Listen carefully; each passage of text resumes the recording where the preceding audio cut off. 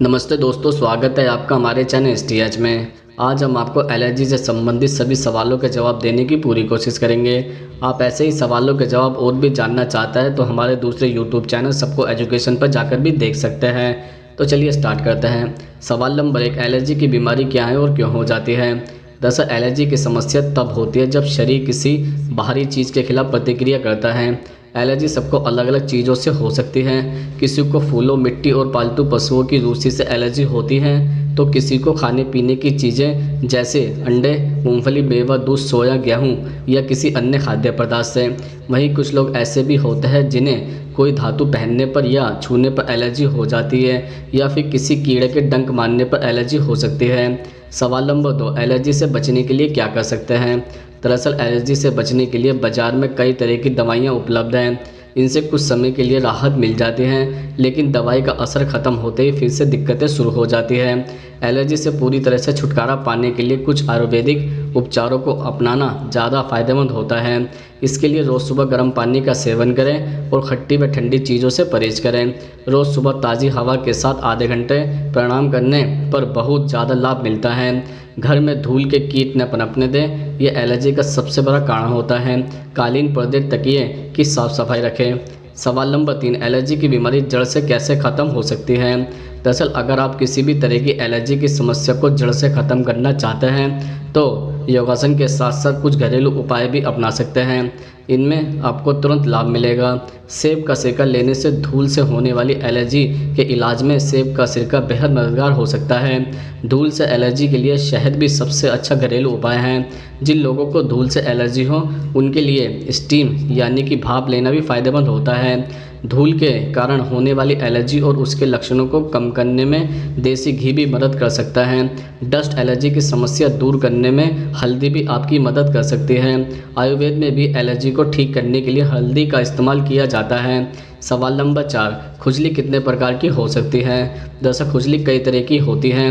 तीव्र, chronic, physical, एक्जेनिक व genetic आर्के career. खुजली कुछ घंटों से लेकर कई माह तक हो सकती है। गर्मी, सर्दी, पसीना, पानी, बारिश, पसीने और आंसू एवं जीन के कारण एक दूसरी पीढ़ी में संचारित भी हो सकती है। सवाल नंबर 5, क्या एलर्जी का इलाज संभव होता है। दरअसल एलर्जी को जड़ से ख़त्म नहीं किया जा सकता, लेकिन उसे पूरी तरह से नियंत्रित रखा जा सकता है। एलर्जी का इलाज भी है, लेकिन यह पता करना महत्वपूर्ण है कि किस चीज़ से एलर्जी हो रही है। यदि यह पता चल जाए तो उसे छोड़ देना चाहिए। एलर्जी वंशानुगत और व्यक्तिगत होते हैं। इसके अलावा खाने पीने, त्वचा में कुछ लगाने, ठंड, धूल, धुआं, रंग और महक से भी एलर्जी की परेशानी होती है। दमा भी एलर्जी के कारण ही होता है। सवाल नंबर 6, कुछ लोगों को अंडे से एलर्जी क्यों होती है। दरअसल एक प्रतिरक्षा प्रणाली ओवर रिएक्शन खाद्य प्रणाली का कारण बनती है। अंडे की एलर्जी के लिए प्रतिरक्षा प्रणाली गलती से कुछ अंडे के प्रोटीन को हानिकारक के रूप में पहचानती है। जब आप या आपका बच्चा अंडे के प्रोटीन के संपर्क में आता है तो प्रतिरक्षा प्रणाली कोशिकाएं उन्हें पहचानती है और हिस्टामाइन और अन्य रसायनों को छोड़ने के लिए प्रतिरक्षा प्रणाली को संकेत देती हैं जो एलर्जी के लक्षण पैदा करते हैं। अंडे की जर्दी और अंडे की सफ़ेदी दोनों में प्रोटीन होता है जो एलर्जी पैदा कर सकता है, लेकिन अंडे की सफ़ेदी से एलर्जी सबसे आम है। यदि स्तन माँ के अंडों का सेवन करते हैं तो स्तनपान कराने वाले शिशुओं में अंडे के प्रोटीन के लिए एलर्जी की प्रतिक्रिया संभव है। सवाल नंबर 7, मौसमी एलर्जी क्या है और क्यों होती है। दरअसल मौसम में बदलाव के साथ कई बीमारियां दस्तक देती हैं और इन्हीं में से एक है एलर्जी। कुछ एलर्जी तो ऐसी होती है जो किसी व्यक्ति में पूरी ज़िंदगी के लिए होती है, लेकिन कुछ ऐसी होती हैं जो मौसम के बदलने पर हो जाती हैं। ऐसी एलर्जी शरीर के सबसे संवेदनशील अंगों जैसे आँख, नाक, कान, गले और त्वचा को प्रभावित करती हैं। अगर आपको मौसम बदलने पर छींकें आने लगती हैं या त्वचा में खुजली होती है तो यह भी एलर्जी हो सकती है। सवाल नंबर 8, एलर्जी होने पर क्या नहीं खाना चाहिए। दरअसल आयुर्वेद के अनुसार दूध के साथ मूली, अंडा, मीट, मछली, पनीर, दही, उड़द की दाल नहीं खानी चाहिए। इतना ही नहीं, इन चीज़ों को खाने के बाद कम से कम 1 घंटे बाद ही दूध पीना चाहिए। ऐसा नहीं करने पर स्किन प्रॉब्लम के अलावा डाइजेशन भी खराब हो सकता है। इसके अलावा आयुर्वेद में दही की तासीर को ठंडा बताया गया है, इसलिए इसे किसी भी गर्म चीज़ के साथ नहीं खाना चाहिए, जैसे खट्टे फल, मछली, अंडा, मीट आदि। मछली की तासीर काफ़ी गर्म होती है, इसलिए मछली को दही के साथ भूलकर भी नहीं खानी चाहिए। इसके अतिरिक्त आयुर्वेद में शहद के साथ गर्म खाना, मक्खन, घी, दूध नहीं खाना चाहिए और शहद को गर्म करके भी नहीं खाना चाहिए। सवाल नंबर 9, एलर्जी की खांसी का घरेलू इलाज क्या होता है? दरअसल गर्मी हो या सर्दी, गले की खराश कब आपको अपनी गिरफ्त में ले ले पता ही नहीं चलेगा। गले की खराश या सूखी खांसी गले में दर्द और सूजन का कारण बन सकती हैं। हल्दी, अदरक, तुलसी के पत्तों और शहद का एक मिश्रण खांसी की एलर्जी से राहत पाने में मदद कर सकता है। हल्दी में एंटी एलर्जी एंटीऑक्सीडेंट होते हैं, वहीं तुलसी में रोगाणुरोधी गुण होते हैं जो सहज वायुमार्ग को सुगम बनाता है और खांसी को कम करने में मदद करता है। सवाल नंबर 10, स्किन एलर्जी क्या है और कैसे हो जाती है? दरअसल स्किन एलर्जी आजकल हर किसी के लिए समस्या बनी हुई है। कभी किसी खाने के चलते तो कभी किसी क्रीम या कॉस्मेटिक के चलते स्किन पर रैशेस, पिंपल्स और खुजली की समस्या होने लगती है, जो कई बार चेहरे और शरीर पर कई तरह के निशान भी छोड़ जाती है। स्किन एलर्जी फूड एलर्जी से काफ़ी अलग होती है और काफ़ी परेशानी भी करती हैं। स्किन एलर्जी में कई बार शरीर में दाने या फिर हल्के लाल धब्बे आने लगते हैं। स्किन एलर्जी खासकर तब होती है जब कोई इरिटेंट या फिर एलर्जी आपकी त्वचा के संपर्क में आती है और अपना या आपका इम्यून सिस्टम उन्हें रोकने के लिए एंटीबॉडी रिलीज़ करता है।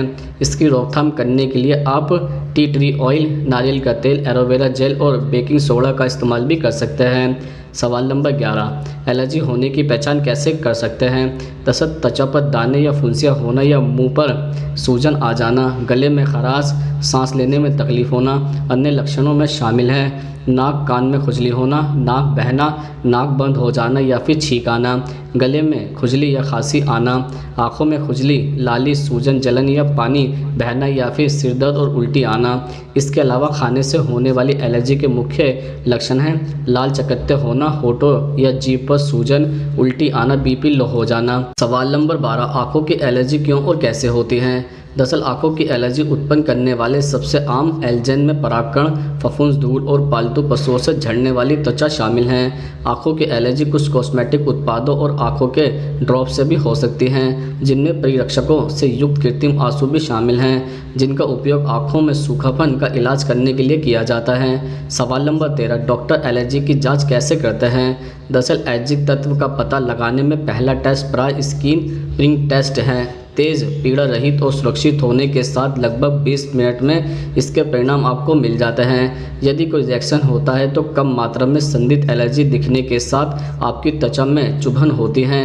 यदि यहाँ एलर्जी है तो चुभन के चारों ओर की त्वचा में जल्दी ही खुजली होगी और वो लाल हो जाएगी। उस पर सूजन के निशान दिखाई देंगे जिन्हें व्हील कहते हैं।